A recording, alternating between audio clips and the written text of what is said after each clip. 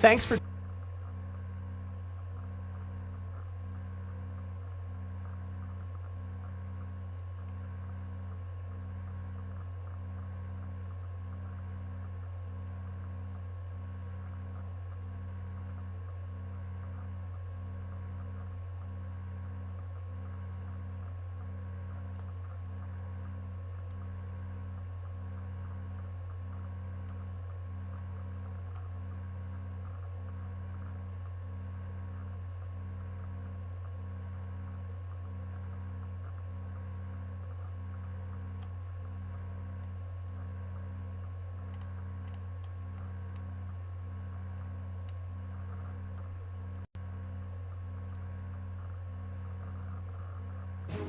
Tonight, battleground blitz. President Trump fighting for the Midwest with two big rallies today, heading into the so-called red zone where COVID is surging. The governor warning the rallies started inside. At last night's rally in Macon, Georgia, we're going to win the state of Michigan. Sprinting toward Election Day, polling behind the president's victory in the Rust Belt battleground. Tonight, battleground blitz. President Trump fighting for the Midwest with two big rallies today, heading into the so-called red zone where COVID is surging. The governor warning the rallies could be super spreader events. In Georgia, a prominent supporter crowd surfs at one with no mask. And the senator under fire for mispronouncing Kamala Harris's name. Kamala or Kamala, I don't know. Whatever. Pushed to the limit. Record hospitalizations across multiple states. One city hospital running out of ICU beds. The fall resurgence of COVID spreading. Nearly 600 students and staffers at one high school now quarantined. Strict new restrictions as COVID numbers rise in Europe. The streets of London and Paris tonight empty. The shopping center explosion in Virginia. A massive blast. The investigation now into what caused it. Plus, extracurricular activity. The teen helping get people in need tested by starting his own mobile lab. This is NBC Nightly News with Jose Diaz-Balart. Good evening. We begin tonight with a fight in the Midwest. President Trump and Joe Biden holding rallies in key battlegrounds. But there's another fight taking place there as well, the one against COVID.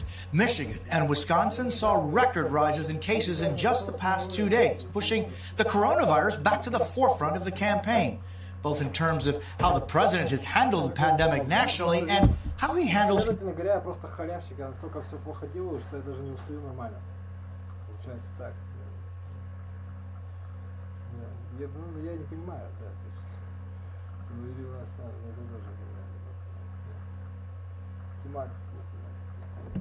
concerns his own rallies may not be safe. And Wisconsin saw record rises in cases in just the past 2 days, pushing the coronavirus back to the forefront of the campaign, both in terms of how the president has handled the pandemic nationally and how he handles concerns his own rallies may not be safe. We have coverage from across the country tonight, and we begin with Kelly O'Donnell. Tonight, the fight for a second term starts in Michigan. President Trump trying to defend what was his surprise and narrow victory in the Rust Belt battleground. 17 days from now, we're going to win the state of Michigan. Sprinting toward Election Day, polling behind, the president's run-hard strategy looks to recapture that outsider candidate persona. Suburban women, you're supposed to love Trump? I don't have time to be nice. I got a lot of work to do for you. The president's Michigan stop follows Joe Biden's Detroit drive-in rally Friday night. Biden has no events today. Motor City, USA. Honking replaced crowd applause to keep a COVID social distance. We don't panic. He panicked. And his reckless personal conduct since his diagnosis has been unconscionable. The longer Donald Trump is president, the more reckless he gets.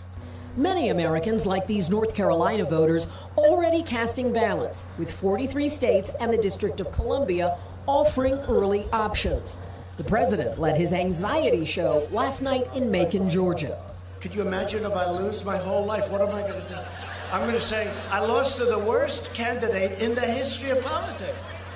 That same Georgia crowd witnessed a campaign controversy when Senator David Perdue, up for re-election, appeared to mockingly flub the name of his Senate colleague, Kamala Harris. The most insidious thing that Chuck Schumer and Joe Biden are trying to perpetrate, and Bernie and Elizabeth and Kamala, I don't know. Whatever. Georgia Democrats pounced, calling it a racist tactic. Perdue's campaign responded that he simply mispronounced Senator Harris's name, and he didn't mean anything by it. And Kelly joins us now from Nevada, where the president arrives tonight. Kelly, the president didn't win Nevada in 2016. Losing narrowly, Jose, and he hopes that Nevada could be part of a way he could expand his map or offset a loss in the Midwest. The president has ties here that he's leaning on, owns property here, and Nevada is one of 5 states he's visiting over 3 days. Jose? Kelly O'Donnell in Las Vegas, thank you. The president's rallies this weekend, not just a political flashpoint, but a public health one as well, with local government and health officials warning the large crowds could become super spreader events in states where the numbers are hitting record highs. Garrett Hake is in Wisconsin with more. Tonight, a crowd of thousands of mostly maskless Trump supporters packed together on an airport tarmac. I have a mask. I might put it on if I sit down next to somebody, but I'm healthy and I'm not that concerned about it. It's overblown. Wisconsin's governor accusing the president of encouraging a super spreader event with tonight's campaign rally. I sure would ask him personally, have people wear a mask, have them be physically distant. I don't think he'll do that. There's been no indication that he's willing to do that. This as Wisconsin sets records for new cases and hospitalizations this week. More than 1,500 Wisconsinites have died of COVID-19, prompting a group of doctors to warn of dire consequences. President Trump's rallies endanger public health, and they have become platforms for him to spread medically inaccurate information.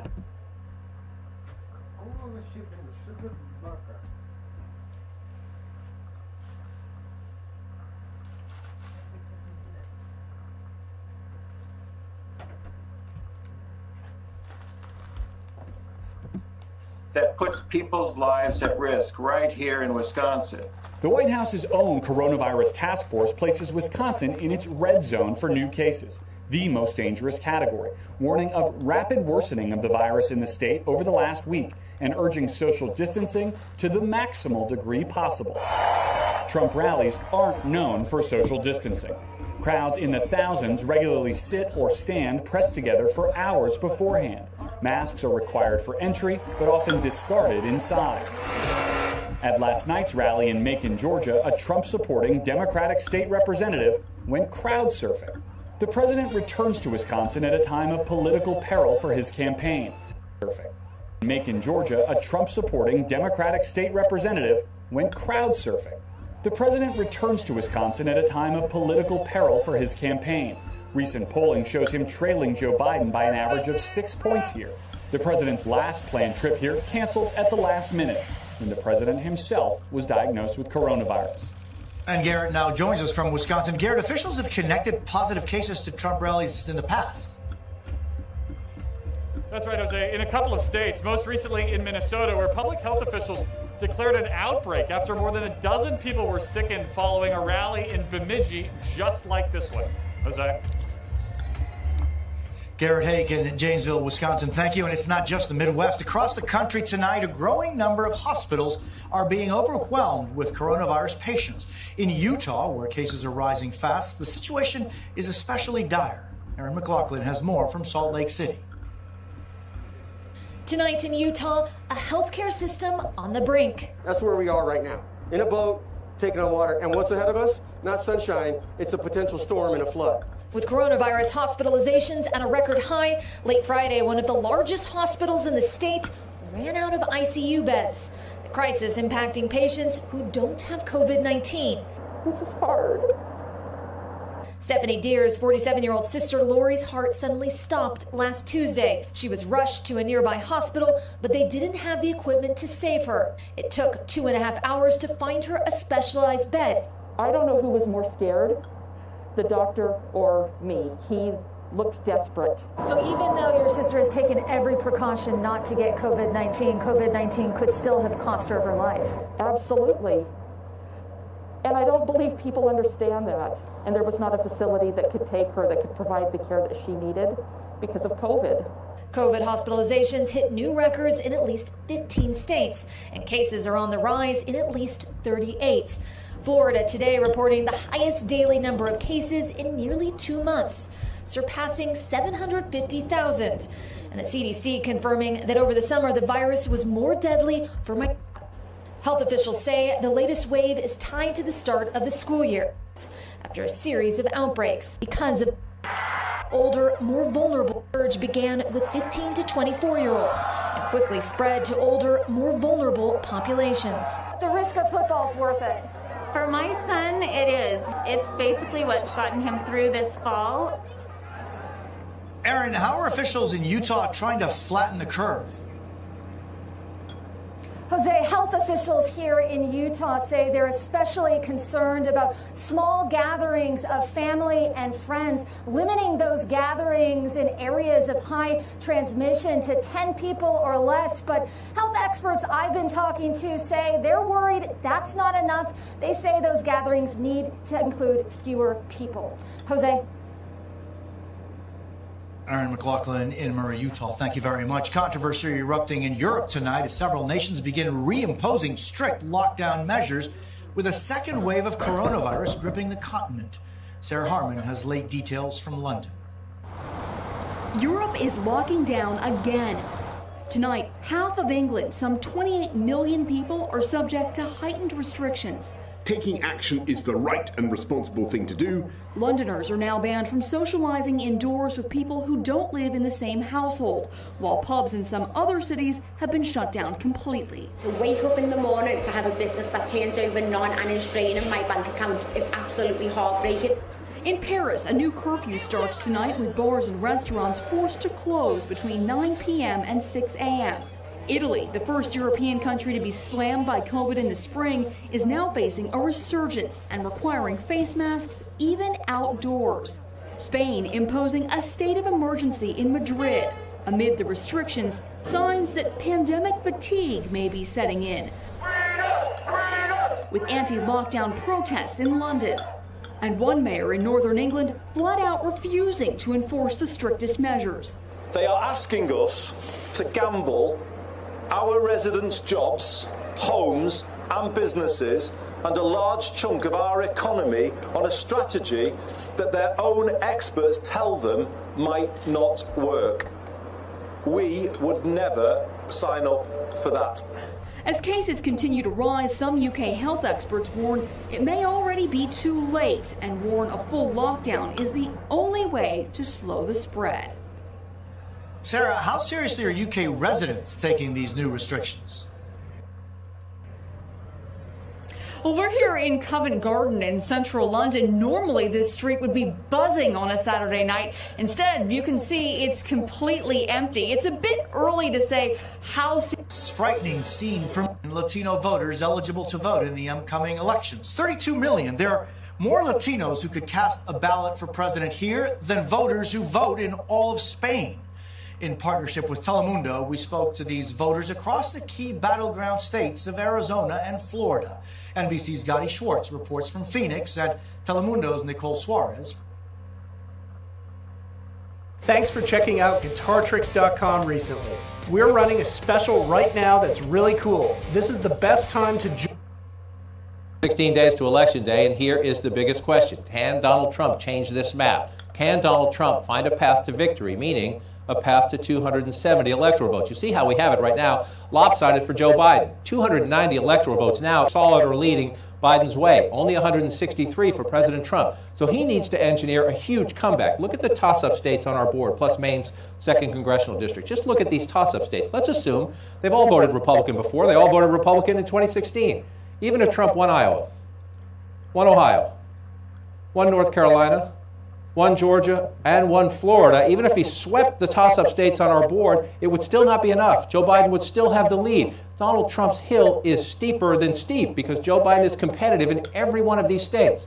And yet, Democrats are nervous, warning against complacency.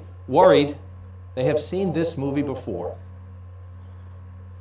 16 days out, here's the biggest question. Can you find a viable path to victory for Donald Trump, a viable path to 270 electoral votes? Well, it's incredibly difficult because of the state of play right now. We have Hillary Clinton at 307 electoral votes, Donald Trump at just 179. Takes 270 to win. Can Trump turn it around? Yes, but it would be extraordinarily hard. With us this Sunday, Lisa Lair of the New York Times and NPR's Asma Khalid.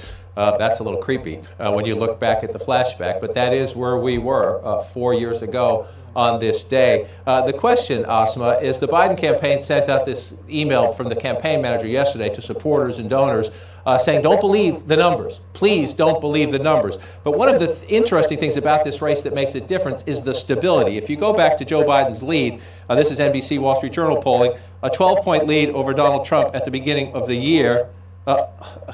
There you go, right there, a 9-point lead now if you play it out there. So it's stability in the lead. If you look at the biggest, most important voting group in America, that is women voters. Let me try to slide this one over here. Look at this. This is the gender gap, NBC Wall Street Journal numbers. It was big at the beginning of the year. It is even bigger now. So there are comparisons to 2016, but there also are big differences, including the stability of the Biden lead. That's right. I mean, I think, for a long time over the summer, I was looking at some sort of inflection point, trying to see if there would be an inflection point. And really, I would say the storyline of the summer leading into the fall has been the remarkable consistency of the polls. That being said, I also think that there are key demographic groups that Joe Biden seems to be doing better with than Hillary Clinton was ever able to do. And chief among them, to me, honestly, John, perhaps the most fascinating demographic group is